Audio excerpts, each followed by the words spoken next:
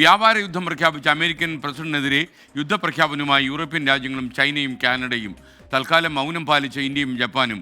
അമേരിക്കയിലും പുറത്തും വിലക്കയറ്റവും പണപ്പെരുവും ഉണ്ടാകും. അമേരിക്കയിൽ കടുത്ത എതിർപ്പുമായി ഡെമോക്രാറ്റുകൾ രംഗത്ത് വന്നുവെന്ന് വാർത്തകൾ വരുമ്പോൾ ഈ വാർത്തയെ ആഴത്തിൽ പരിശോധിക്കാൻ ബി ജെയിംസ് തത്സമയം ചേരുന്നു. B James, good morning. James, നമ്മുടെ അമേരിക്കൻ പ്രസിഡന്റ് തകർത്തിരിക്കുകയാണല്ലോ, പറയൂ. അധികാരത്തിൽ വരുന്നതിന് മുമ്പ് ഡൊണാൾഡ് ട്രംപ് പറഞ്ഞത് ഞാൻ വന്നാൽ എല്ലാ യുദ്ധവും അവസാനിക്കുമെന്നാണ്. ഉക്രൈൻ യുദ്ധം ഒറ്റ ദിവസം കൊണ്ട് അവസാനിപ്പിക്കുന്നു പറഞ്ഞു.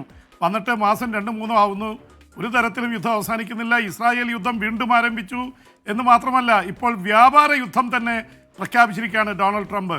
ലോകമെമ്പാടുമുള്ള മാധ്യമങ്ങളിൽ, ചാനലുകളിലൊക്കെ ഈ വ്യാപാര യുദ്ധം പ്രഖ്യാപിച്ചുകൊണ്ട് നിൽക്കുന്ന ട്രംപിൻ്റെ ചിത്രങ്ങളാണ് വന്നുകൊണ്ടിരിക്കുന്നത്. പക്ഷേ ട്രംപ് യുദ്ധപ്രഖ്യാപനം നടത്തിയപ്പോൾ എതിർ യുദ്ധപ്രഖ്യാപനം നടത്താൻ സഖ്യകക്ഷികൾ തന്നെ രംഗത്ത് വന്നിരിക്കുന്നു എന്നുള്ളതാണ് വലിയ അപകടകരമായിട്ടുള്ള കാര്യം. യൂറോപ്യൻ രാജ്യങ്ങൾ, ബ്രിട്ടനും ഫ്രാൻസും അടക്കമുള്ള രാജ്യങ്ങൾ, ജർമ്മനി അടക്കമുള്ള രാജ്യങ്ങൾ അതിശക്തമായ ഭാഷയിലാണ് വിമർശിച്ചിരിക്കുന്നത്. അതുകൊണ്ട് തന്നെ തങ്ങൾ എതിർ യുദ്ധം പ്രഖ്യാപിക്കുകയാണ്, ഇറക്കുമതി ചുങ്കം പ്രഖ്യാപിക്കാൻ പോവുകയാണ് എന്നുള്ള തരത്തിലുള്ള പ്രഖ്യാപനങ്ങൾ വന്നു. എന്ന് മാത്രമല്ല, തൊട്ടടുത്ത രാജ്യങ്ങളായ കാനഡ, മെക്സിക്കോ, കാനഡയുടെ പ്രസിഡന്റ് ക്ലൗഡിയ പറഞ്ഞത് ഞങ്ങളുടെ എതിർ തന്ത്രം ഇതാ വരാനിരിക്കുന്നു. ഏറ്റവും കൂടുതൽ അമേരിക്ക കാര്യങ്ങൾ ഇറക്കുമതി ചെയ്യുന്നത് മെക്സിക്കോയിൽ നിന്നാണ്, തൊട്ടടുത്ത രാജ്യമാണ്. പിന്നെ ചൈനയിൽ നിന്നാണ്, പിന്നെ കാനഡയിൽ നിന്നാണ്. അങ്ങനെ തുടങ്ങിയ അയൽ രാജ്യങ്ങളെ മുഴുവൻ വെറുപ്പിച്ചിരിക്കുകയാണ്. ഓസ്ട്രേലിയൻ പ്രധാനമന്ത്രി പറഞ്ഞത് ഒരു സുഹൃത്തായിട്ടുള്ള ഒരു രാജ്യത്തിന് ചെയ്യാൻ പറ്റുന്ന ഒരു കാര്യമല്ല അമേരിക്കൻ പ്രസിഡന്റ് ചെയ്തിരിക്കുന്നത്. ഈ ഒരു ചെറിയ ഒരു നികുതിക്ക് വേണ്ടി ഒരു രാജ്യങ്ങൾ തമ്മിലുള്ള ബന്ധങ്ങൾ അറുത്തു മുറിക്കുന്നത് ശരിയാണോ എന്ന് ട്രംപ് ചിന്തിക്കണം എന്നാണ് ആന്റണി ആൽബനീസ്, ഓസ്ട്രേലിയൻ പ്രധാനമന്ത്രി, പറഞ്ഞത്. ഇന്ത്യ തന്ത്രപരമായ മൗനത്തിലാണ്. ഇന്ത്യയുടെ പല കാര്യങ്ങളിലും ഇന്ത്യ കൂടുതൽ നികുതി ചുമത്തുന്നു എന്നുള്ള ആരോപണമുണ്ട്. ഇന്ത്യക്കെതിരെ 26% നികുതിയാണ് ചുമത്തിയിരിക്കുന്നത്. സ്വാഭാവികമായിട്ടും ചെമ്മീൻ അടക്കമുള്ള കയറ്റുമതി അടക്കം നിരവധി കാർഷിക മേഖലയിൽ, മറ്റു പല മേഖലകളിലും കയറ്റുമതിയെ അത് ബാധിക്കും. ഇന്ത്യക്ക് ഏതാണ്ട് 75,000 കോടിയുടെ നഷ്ടമുണ്ടാകുമെന്നാണ് കണക്കാക്കപ്പെടുന്നത്. ഇന്ത്യ അതിൽ തന്ത്രപരമായിട്ട് അമേരിക്കൻ ഭരണകൂടവുമായിട്ടുള്ള ഒരു സെറ്റിൽമെൻറ്റ് ശ്രമിക്കുന്നതായിട്ടാണ് റിപ്പോർട്ടുകൾ. ഒപ്പം തന്നെ ജപ്പാനും സഖ്യകക്ഷികളായിട്ടുള്ള ജപ്പാൻ, അതുപോലെ തന്നെ തെക്കൻ കൊറിയ ഒക്കെ പ്രശ്നത്തിലാണ്. അവരൊക്കെ നോക്കിയിരുന്ന് കാണുകയാണ്. എന്തായാലും ചൈനയാണ് ഏറ്റവും ശക്തമായിട്ടുള്ള എതിർപ്പ് പ്രകടിപ്പിച്ചിട്ടുള്ളത്. ചൈനയ്ക്കെതിരെ 20% നേരത്തെ ഇറക്കുമതി ചുങ്കം അല്ലെങ്കിൽ ഇറക്കുമതി തീരുവ പ്രഖ്യാപിച്ചിരുന്നു. അതിപ്പോൾ 34% കൂടി കൂട്ടിയടിച്ചിരിക്കുക. അപ്പോൾ 54% ചൈനയ്ക്കെതിരെ. ചൈന അമേരിക്കയിലേക്ക് വസ്തുക്കൾ ഇറക്കുമതി ചെയ്യുന്ന രണ്ടാമത്തെ ലോകത്തിലെ രാജ്യമാണ്, മെക്സിക്കോയ്ക്ക് ശേഷം. അതുകൊണ്ട് തന്നെ ചൈനയ്ക്ക് വല്ലാത്ത പരിഭ്രാന്തിയുണ്ട്. ഒപ്പം തന്നെ അമേരിക്കയിൽ നിന്ന് വരുന്ന എല്ലാത്തിനും വലിയ രീതിയിലുള്ള ഇറക്കുമതി തീരുവ ചുമത്തുമെന്ന് ചൈനയും പ്രഖ്യാപിച്ചിരിക്കുന്നു. ഇതിൻ്റെ ഏറ്റവും വലിയ ആഫ്റ്റർ എഫക്റ്റ് അമേരിക്കയിൽ വലിയ രീതിയിൽ വിലക്കയറ്റം ഉണ്ടാകാൻ പോകുന്നു, പണപ്പെരുപ്പം ഉണ്ടാകാൻ പോകുന്നു.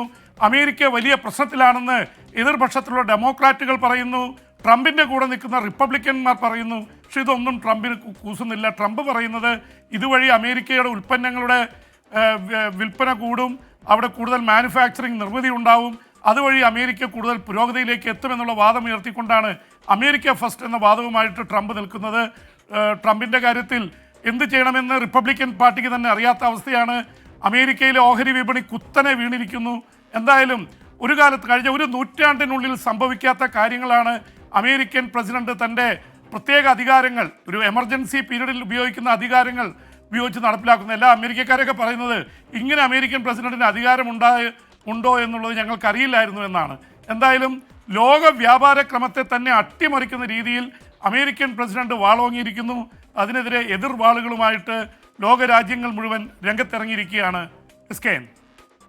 B James, thank you. മറ്റൊരു വാർത്ത വന്നിരിക്കുന്നത് ഇസ്രയേൽ ആക്രമണത്തിൽ UN ക്ലിനിക്കിൽ അടക്കം 80 പേർ കൊല്ലപ്പെട്ടു എന്ന വാർത്ത വരുന്നുണ്ട്.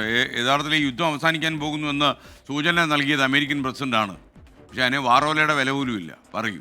തീർച്ചയായിട്ടും ഡൊണാൾഡ് ട്രംപ് പറഞ്ഞത് വരുന്നതിന് തൊട്ട് മുമ്പാണ് ജോ ബൈഡൻ്റെയൊക്കെ നേതൃത്വത്തിൽ ഈ യുദ്ധം തൽക്കാലം വെടിനിർത്തലൊക്കെ ഉണ്ടായത്. അപ്പോൾ ട്രംപ് വരുന്നു, വന്നാൽ വലിയ പ്രശ്നമാവും, അതിന് മുമ്പേ തീർക്കണം എന്ന് പറഞ്ഞുകൊണ്ടാണ് നിർത്തിയത്. ഒരുപക്ഷെ ഡൊണാൾഡ് ട്രംപ് ഇസ്രായേലിന് നൽകുന്ന പിന്തുണ കണ്ടിട്ടാവണം ഇസ്രായേൽ പ്രധാനമന്ത്രി ബെഞ്ചമിൻ നെതന്യാഹു എല്ലാ സീമകളും ലംഘിച്ചിരിക്കുന്നു. എവിടെയൊക്കെ കയറി ആക്രമിക്കാവോ അവിടെയൊക്കെ ആക്രമിച്ചുകൊണ്ടിരിക്കുകയാണ്. ഇപ്പോൾ അത് ഗസയിൽ കയറി ആക്രമണം നടത്തി 80 പേരാണ് കൊല്ലപ്പെട്ടത്, പലസ്തീനികൾ. അതിൽ 22 പേർ സ്ത്രീകളും കുട്ടികളും അടക്കം കൊല്ലപ്പെട്ടത് ഐക്യരാഷ്ട്ര സഭയുടെ ഫെസിലിറ്റി, ഒരു മെഡിക്കൽ ഫെസിലിറ്റി, ഒരു ക്ലിനിക്കിന് നേരെ നടന്ന ആക്രമണത്തിലാണ്. സ്ത്രീകളും കുട്ടികളും ചികിത്സയിലായിരുന്നു അവിടെ. അവരാണ് 22 പേർ കൊല്ലപ്പെട്ടിട്ടുള്ളത്. അത് വടക്കൻ ഗസയിലെ ജബാലിയ ദുരിതാശ്വാസ ക്യാമ്പിലുള്ളതാണ്. എന്തായാലും ഇത്തരത്തിൽ പോകുമ്പോൾ 50,000-ലേറെ ഔദ്യോഗികമായി കൊല്ലപ്പെട്ടതിൻ്റെ കണക്കുകൾ വരുന്നു. എന്നാൽ അവിടുത്തെ ആഭ്യന്തര മന്ത്രാലയം പറയുന്നത് കാണാതായവരെ കൂട്ടി 60,000-ൽ മേലെയാണ് കൊല്ലപ്പെട്ടവരുടെ സംഖ്യ കഴിഞ്ഞ 17 മാസത്തിനുള്ളിൽ. യുദ്ധം വല്ലാത്ത രീതിയിൽ മനുഷ്യരെ കൊന്നിരിക്കുന്നു. അതിൽ 70% സ്ത്രീകളും കുട്ടികളുമാണ്. വല്ലാത്ത ക്രൂരതയാണ് ഇസ്രായേൽ കാണിച്ചുകൊണ്ടിരിക്കുന്നത്. ഇസ്രായേൽ തന്നെ അവകാശപ്പെട്ടിരിക്കുന്നു ഗസയിൽ മാത്രം ഒതുങ്ങുന്നില്ല. തൊട്ടടുത്ത രാജ്യമായ സിറിയയിൽ, അവിടുത്തെ തലസ്ഥാനമായ ഡമാസ്കസിൽ, ഹാമസിൽ, അതുപോലെ തന്നെ ഹോംസിൽ, ഈ 3 ഗവർണറേറ്റുകളിൽ വലിയ രീതിയിലുള്ള ആക്രമണം നടത്തിയതായി ഇസ്രായേൽ അവകാശപ്പെടുന്നു. കഴിഞ്ഞ ദിവസമാണ് ഇസ്രായേൽ ലെബനനിൽ ആക്രമണം നടത്തി അവിടുത്തെ ഹിസ്ബുള്ള നേതാവിനെ കൊലപ്പെടുത്തിയത്. അപ്പോൾ യുദ്ധം വീണ്ടും ഇസ്രായേൽ തന്നെ വ്യാപിപ്പിച്ചുകൊണ്ടിരിക്കുന്നു. അതിനിടെ ഗസയിൽ നിന്ന് ഇസ്രായേലിലേക്ക് റോക്കറ്റുകൾ ഹമാസ് തൊടുത്തതായ റിപ്പോർട്ടുകളും വരുന്നുണ്ട്. അതേക്കുറിച്ച് ഇസ്രായേൽ പറഞ്ഞിട്ടില്ല. എന്തായാലും ഞങ്ങൾ ഗാസയെ 2ആയി പിളർത്തുമെന്ന് ബെഞ്ചമിൻ നെതന്യാഹു ഈ മണിക്കൂറുകളിൽ പ്രഖ്യാപിച്ചിരിക്കുന്നു. യുക്രൈൻ യുദ്ധവും ഇതുപോലെ തന്നെ നടക്കുകയാണ് SKN. അപ്പോൾ ഇതിൻ്റെയൊക്കെ പശ്ചാത്തലത്തിൽ ഇത് തീരാനുള്ള സാധ്യതകൾ കാണുന്നില്ല. ഖത്തറും ഈജിപ്തും വലിയ രീതിയിൽ മധ്യസ്ഥ ശ്രമങ്ങൾക്ക് ശ്രമിക്കുന്നുണ്ട്.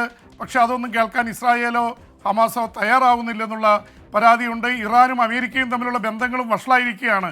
ഇറാൻ സായുധ വിന്യാസം നടത്തിയിരിക്കുകയാണ്. മിസൈലുകൾ അമേരിക്കയുടെ കേന്ദ്രങ്ങളിലേക്ക് വേണ്ടി വന്നാൽ പായിക്കുമെന്ന് ഇറാൻ പറഞ്ഞിരിക്കുന്നു. കാരണം അമേരിക്ക ഇറാനിൽ ബോംബിംഗ് നടത്തുമെന്ന് ട്രംപ് പറഞ്ഞിരുന്നു. അപ്പോൾ ട്രംപ് മൊത്തം ഒരു തീക്കളി നടത്തിക്കൊണ്ടിരിക്കുകയാണ് SKN. PP ജെയിംസ്, ഇനി വരും ദിവസങ്ങളിൽ കൂടുതൽ നാടകങ്ങൾ നമുക്ക് കാണാം. തീർച്ചയായും. Thank you. വിദേശ വാർത്തകളുമായി ഇനി PP നാളെ ഇതേ സമയം ഈ പരിപാടിയിൽ വരും.